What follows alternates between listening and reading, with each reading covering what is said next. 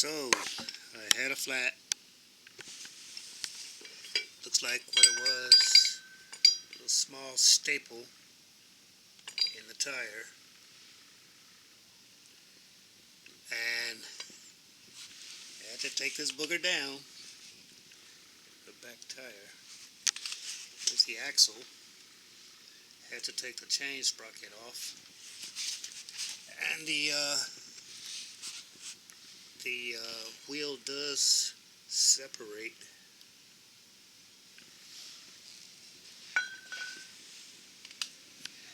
That's the wheel. There's the bottom half, and in the middle it has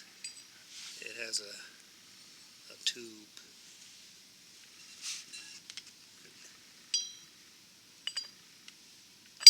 Goes inside there. It's not really all that tight or anything. But in order to separate the rims after you take the screws out, break the bead on the tire. That's the trick. Because I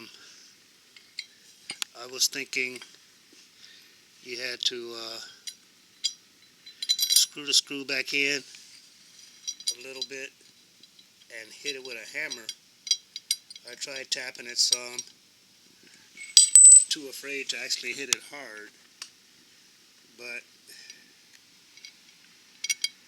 I gave up on tapping it. So I tried breaking the bead, and when I broke the bead, it came apart. Tapping is not necessary. So I got a contact rig, get me a tube, maybe a tire, maybe a whole set. Don't take a lot of tools either. I used my own Allen wrench, Harbor Freight, and I use a 17, but I'm thinking it's probably SAE instead of metric, and a 10 millimeter. And what other tools did I use? I use a drill a little bit, a power drill a little bit, but it wasn't necessary. I was thinking I might have to use a heavy duty stuff, but I didn't have to go that route. My DeWalt Impact.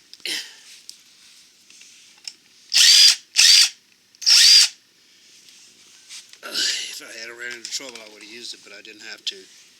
It's a little bitty hole. I'm going to patch it up and put it back on here. Wow. Looks like when they put it together, it had a kink in it. That kink looks like it's been there for a while. But I'm thinking the hole is on this side somewhere. I'm going to fill it up with air and find it.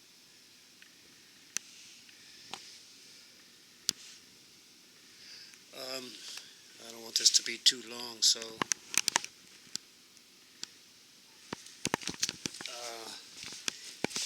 had to take the disc brakes off. Boy, I'm not good at making videos, so I put the screws back in so I know where they all go. 3 screws here that go into the doohickey. Put the nut on, and it's got 2 little spacers on the axle, and nut. No washer on the nut. It's a nylon nut. Basically, that's about it.